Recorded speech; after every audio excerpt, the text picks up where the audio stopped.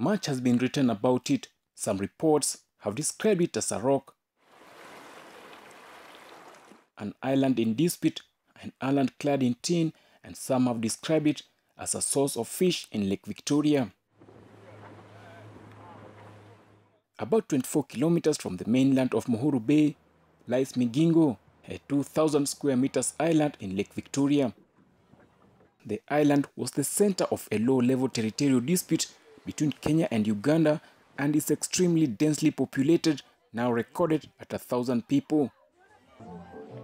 The island occupation history has been marred by mixed reports.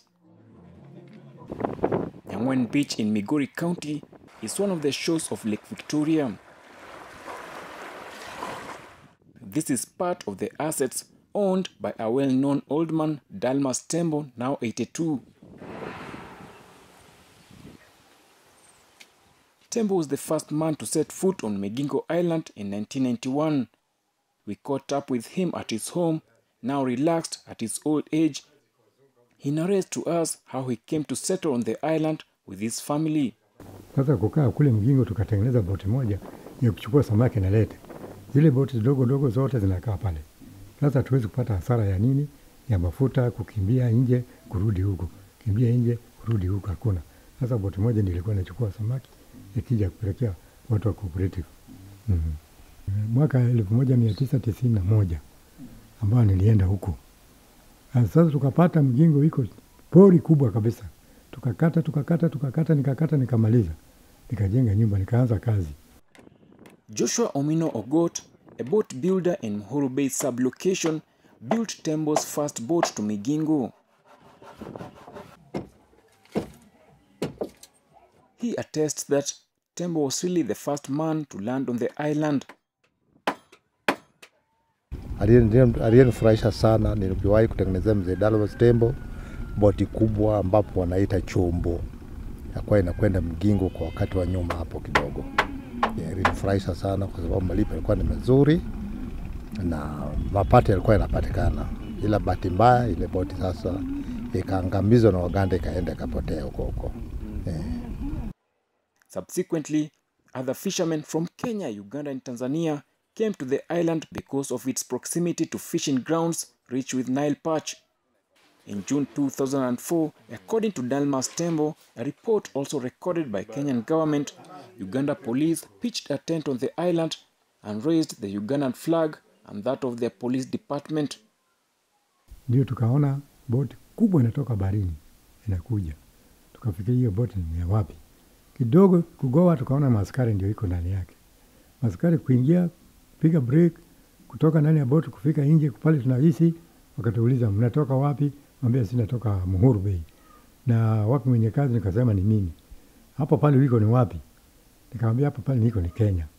Ndio wakanipiga kofi mpaka nikateremka chini. Kuja kusimama nikakuta wamekusa weka bendera wakaniambia unajua hii? Naambia nini? Wakaniuliza ni nini hii? Nikamwambia hiyo ni bendera. Ya wapi? Nikamwambia kusikia unaongea Kiganda. Nikasema hiyo bendera ya Uganda. Sasa wakaniambia wewe iko hapo kwa makosa. Hamisa vitu yako sahi, rudi nyumbani. Na boti kubwa hii ndio tabeba watu.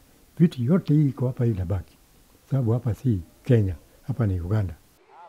It would later trigger a diplomatic row between the two countries.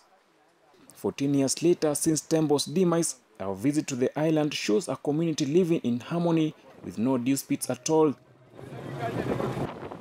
A bounty of fish around the island and the tax-free transactions have attracted fishermen and businessmen and women from the East African countries.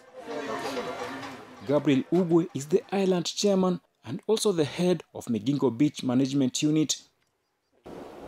Vile tunaishi Migingo, naona watu wako sawa kwa muda mchache kwa sababu hapo nyuma kulikuwa na mavurugano. Lakini saizi naona kama watu wako sawa, watu wamezoeana.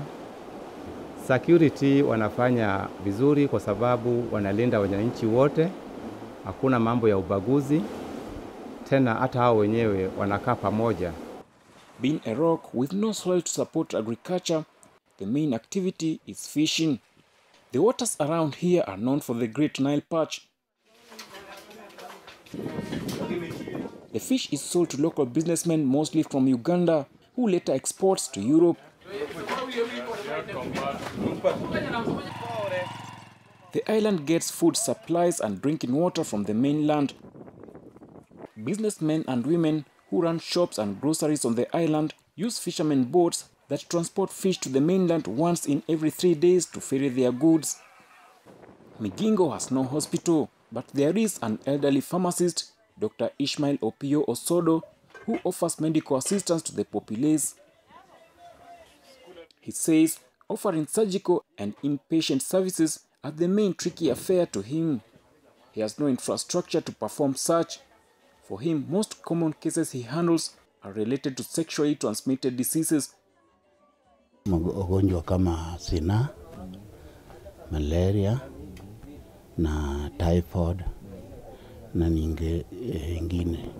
Hapa si watu wengi, wako watu wengi, wako watu kidogo tu chache. Sasa ama kama watu na katwa huko Siwandi ndio naweza kukuwa na shida kutibu.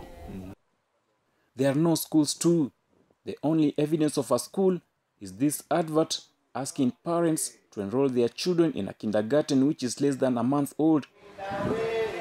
The school also doubles up as a church on Sundays. Hallelujah. Hallelujah. Coming on the island, we had been warned of the reckless lifestyle exhibited by Migingo dwellers. Ladies believed to capitalize on high fish season have moved to the mainland. Ni hali hiyo ya anasa ni nyingi kwa sababu unajua hapa ni pali kidogo na wanawake wengi ya wanawake ambao wanaishi hapa hawana bwana yao permanent. Ni wale ambao wamekuja hapa kutafuta pesa. Sasa lazima hiyo maneno ifanyike. At night, the island is dark. It is powered by solar since it is not connected to the national grid. Flimsy bulbs illuminate the island. Fishermen are out at sea. The remaining few, more so businessmen and women, go to sleep. Some gather in a social hall to catch the latest news at 9 p.m. and women preparing supper.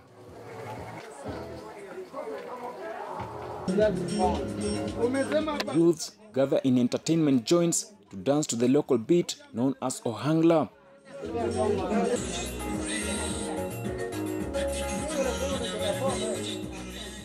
We are convinced that Migingo is a community by itself, coexisting among its people. And the next morning, the life cycle of the island continues. The future of Migingo Island is uncertain, but for people living on it, as long as there is fish, they are on the island to stay. Reporting for KUTV from Migingo Island, I'm Kevin Manuya.